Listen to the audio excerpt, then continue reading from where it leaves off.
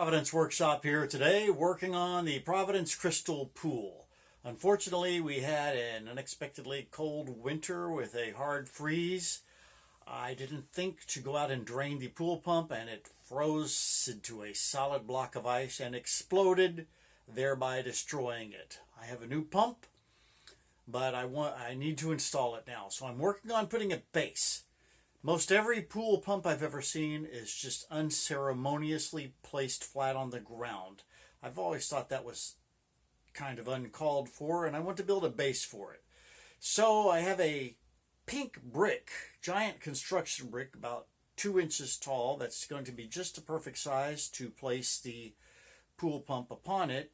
And I want to build a base out of wood so that I can bolt the pool pump onto the base of wood, and then put some ears on the base of wood to center it on the brick, thereby making a solid construction piece. Here is the wood base in question that I'm building for the pool pump, and I'll show you the pool pump in a moment. These holes right here are the mounting holes for the pool pump. And I'm going to use a Forstner bit from this nice set I got at Harbor Freight. Forstner bits with a wood box, $35.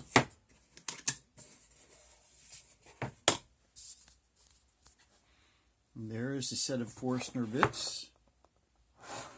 I'll be using probably the 1 inch.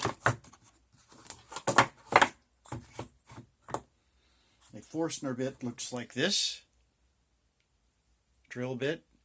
And it's kind of like a hole saw, but it ends up, if you drill only halfway through the wood, it makes essentially a hole in the wood with a flat bottom, which you could use to countersink a bolt-in washer, which is what I'm doing with it. I have done some already.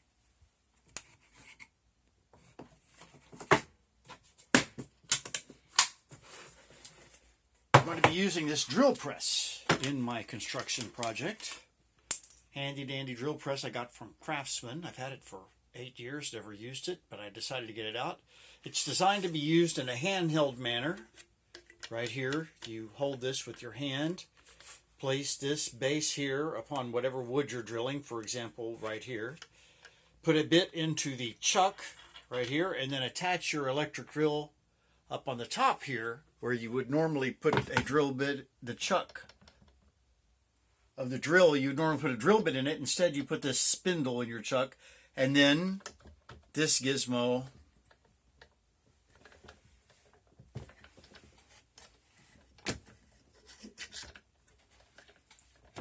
makes like a little portable handheld drill press for drilling the hole straight. It also has a depth gauge on here that you can set. You can measure your depth somehow. Put this depth gauge on here, and then you set that. You cannot drill any deeper than that. And so that gives you a way you can drill halfway through the wood.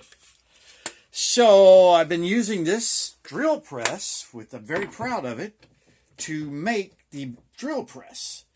The drill press was used to be handheld. I didn't like that. I wanted something more sturdy that I could clamp down onto my work and use this more like a conventional drill press rather than a handheld one. So I made this base for it. This is a piece of cedar that normally would be used for a fence picket that I sanded down, which is why it looks so pretty. And I used my new Craftsman belt sander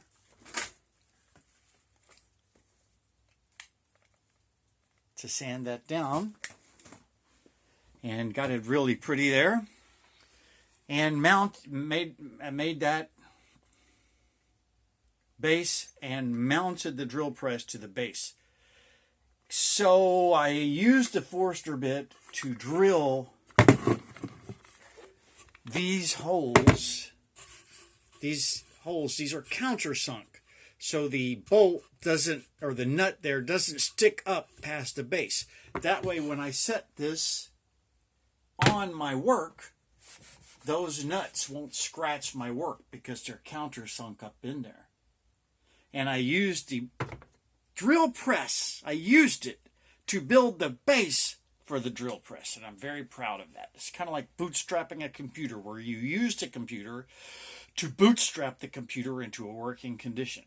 I had to use it in a handheld fashion to do that, so the holes are not as nice and neat as I would wish, but now that I've got it ready, for next holes in the actual base unit that I'm trying to build here are going to be nice and pretty. As I was drilling these holes, I had trouble getting the depth right, and I kept using these washers to measure my depth. I would put a washer in the hole, maybe one, maybe two, maybe four washers to create a spacer, and I would use that to set my depth gauge. But then when I went to drill the hole, it wouldn't be the right depth, so I'd have to take a washer out and try it again, set my depth gauge and do it again, and I had a lot of trouble. The end result is, and I also, because I wanted these holes to be more steady than what I was getting, I made these templates here. So I used a Forstner bit to drill a hole here, cut a hole in this piece of wood. I would clamp this piece of wood over my work, like here. Then